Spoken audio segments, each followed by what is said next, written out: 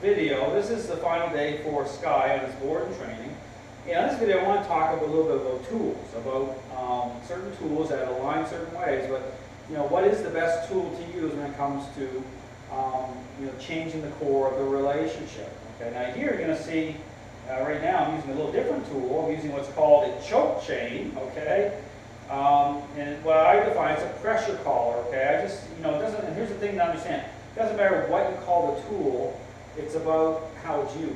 So sometimes people call tools certain things to really kind of, provide a certain imagery, okay, about, through that calling a tool a certain name.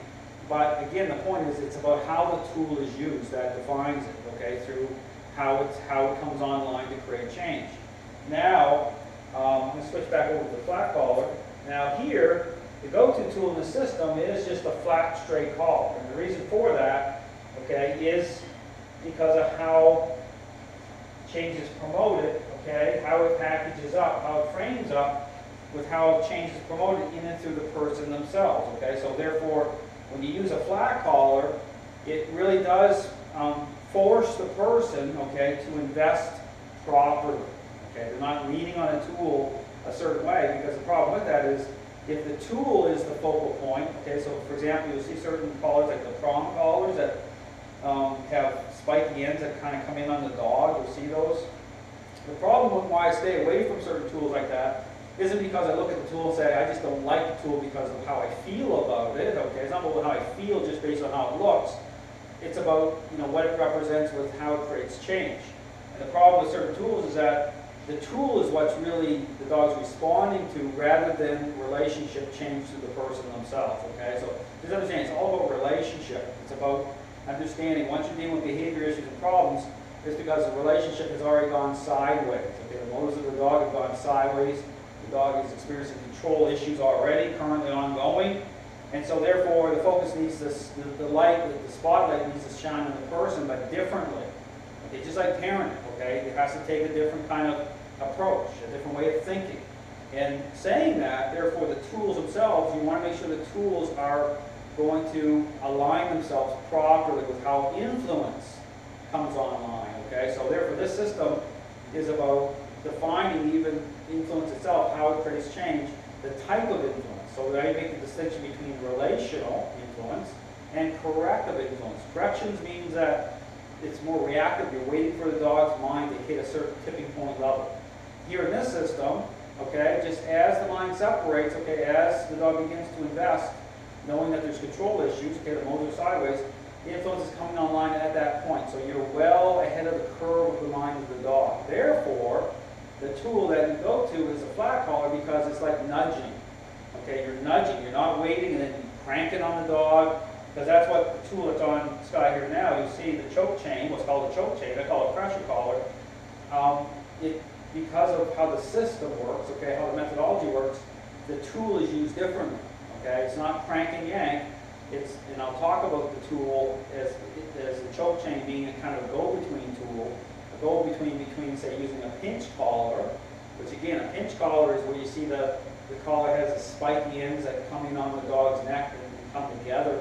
The problem with the collar like that, yeah, it's not about emotion. Me looking at a collar that can look very intimidating, but it's looking at the collar. I'll put him into a down here just to settle down. Looking at a collar like that, and again, same thing. So if Sky's in a down position, I don't want him investing a certain level because we're still in process. So I'll even tap him out of that a little bit if he starts to deep sniff. Okay, starts to get really, and then next thing you see the dog start to pull away, do certain things. So this is when you put the dog in the down, they're in process. You want to still kind of keep some communication going to say, hey, I'm still in control. We're still working this out. And so you'll interrupt certain states of mind still. Okay? It's not about him being a robot either, but he needs to be relaxed. Okay, you want to make sure he's taking on a type of just relaxation and say, okay, I'm okay. I'm not trying to my mind's not trying to reach out certain ways and try to go that way. I have to continuously. So even though I'm talking, I still have to be, and this is an important point, still have to be focused and aware of what the dog's doing at the time. Okay, because you always have to be active with this stuff. Just don't let it kind of go. You have to, it's about relationship. But getting back to the pinch collar, again, pinch collar looks very intimidating, but it's not a good tool to use because it's about control. Okay, so for example, the dog is going to react to that type of device because of how influence manifests through it. So you'll get a better, say, position. Okay, you get a better position on your walk, but the dog will still say, well, that person still hasn't changed. So they're just leaning on that tool. So I'll respond to the tool. The dog's saying, I'll respond to the tool, but I'm still in control. Okay, so just remember that when you use certain devices, sometimes, and that's why you'll see people using, say, remote collars, like what's called shock collars, and again, the same principle applies. The tool becomes a centerpiece of the relationship, and then they can never get that collar off the dog, okay, that dog, and then the relationship, because the relationship hasn't really changed at the core of it, okay? So therefore, when I use certain tools, such as a flat collar, it's because of how it sets up creating change. It's about, tools becoming a means to an end, not an end in itself in terms of you never get away from that device. You want true relationship change. That's the point, okay? That's what everyone should be striving for, because that ultimately is really going to get the stress levels off the dog. It's going to make the dog be a lot more balanced and happy. And so you really want, even though it requires more work, okay, on the part of the person, because the person really does have to think different. It's no different than parenting, okay? You have to promote the right type of change through, relationship. So again, getting back to the flat collar, okay, that's the go-to tool. However, here's the point: when people come into changing the relationship, okay, when you're helping them, the dog already has a lot of control issues going on. It would be unrealistic for me just to switch them right over to a flat collar, okay, if they're just starting to gain some traction in the relationship, and expect good things are going to happen that quickly, and because the dog is really going to try to bully them a lot more, okay? These control issues are really going to come out. So even for Sky going back into the home environment, the tool that I will go to, and so it's on him as well at the same time, is the choke chain, okay? I'm going to put that on him right now. It's on him now, but the choke chain, okay, is on him. But again, it's not a tool to use to choke a dog, okay? It's so that, okay, the person can have more control, okay? So right here, he's going to respond better to the choke chain, gives the owner, okay, more specific, the target's more specifically influence, okay? But it still takes the form of a nudge, okay? It's still about being ahead of the curve of the mind of the dog. So you're not waiting. That's where bad things can happen. If you wait too long and the dog's mind separates at a high level and then you start to yank on the dog at that moment, you're going to get a high level of challenge, okay? Here, the tools are proactive. Okay, so you're in tune to the dog's state of mind at a deeper level. You notice this inwardness here?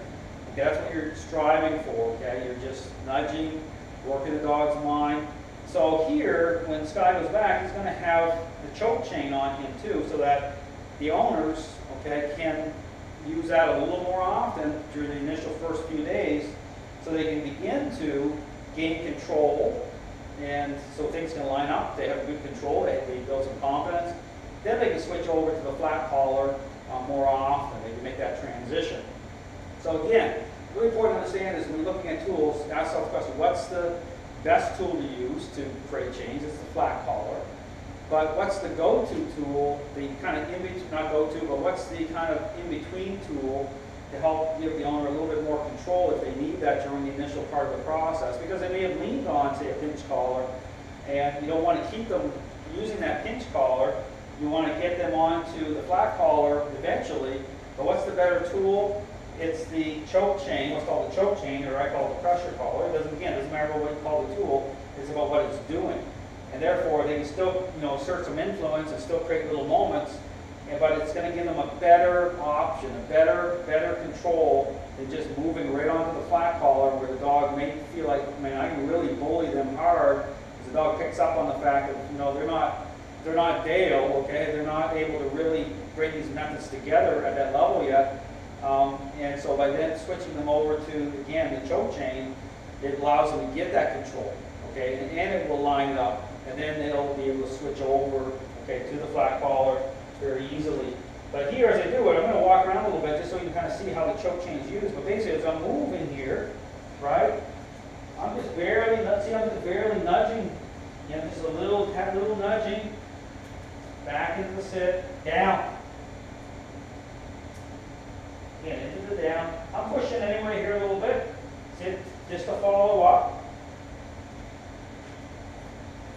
Now here too, when you're using something like the choke chain, you know, you want it to be slack, okay, at moments that he's into a follower state. So there's always release there, okay, so it's never always tight, okay. Right now, there's lots of slack there, okay, and just ever so much, I'll just kind of tighten it a little bit for these, like speaking language, at little moments to kind of nudge it in. But here's the thing, if you're doing it right, if someone's watching this, they shouldn't be able to pick it out with your hand moving a lot, okay? It should be just very, it should kind of like almost like blend in. You know, I'm still communicating with him, but see how I'm just barely moving my hand, my arm here? Okay, so there's moments happening, even as I'm walking with him right now, but because they're like, the level of influence is speaking like a more of a whisper to him, a lower language, it's still having an effect, but it's more effective. It's more effective because I'm ahead of the curve of his mind, okay? I'm not waiting for the mind to blow up, okay, to hit high levels. See, even right here, see the little test that I did? I'm just barely, I can just, it's so, you get to a level here, see what's the little tap, see how it's coming in a little bit? I'm just like, just filtering through, down.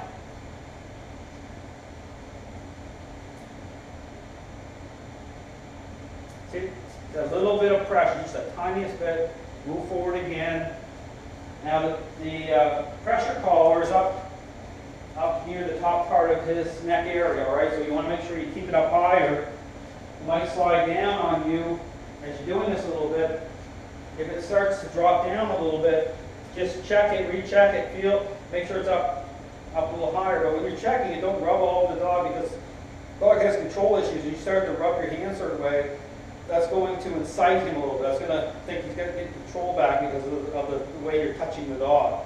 Whenever you're doing the method touching the dog, try not to incidentally rub or move your hand certain ways in the dog. It should be just straight in, pushing, just push, release. Okay, push, release, and even tapping, just like very clean technique. Very clean technique. So anyway, that gives you a little insight about tools. Again, the go-to tools, a flat collar in the system, over 90% of the time. The in-between tool is the pressure collar for switching people over from, say, a pinch collar, because again, that's not a good tool to have the person pivot off of because of how it packages up in terms of alignment. Okay, you get good physical positions happening, but the dog can still hold control through that. And so the pressure collar itself is a good go-between tool, okay? But with the goal of, you know, switching them over to the flat collar. Okay, some people like myself, I can move right to a flat collar because of the skill level, not a problem. Okay, but for some owners coming in here, I might move them over to the choke collar, okay, but as a relational tool, making sure it's used right, making sure that, you know, it's still a relational tool, okay, that you're not using it to really set off high challenge. Because here's the thing, as you become more powerful, you become the system, the tools become more powerful, okay, because that's a default thing, okay, it's relationship. So if I start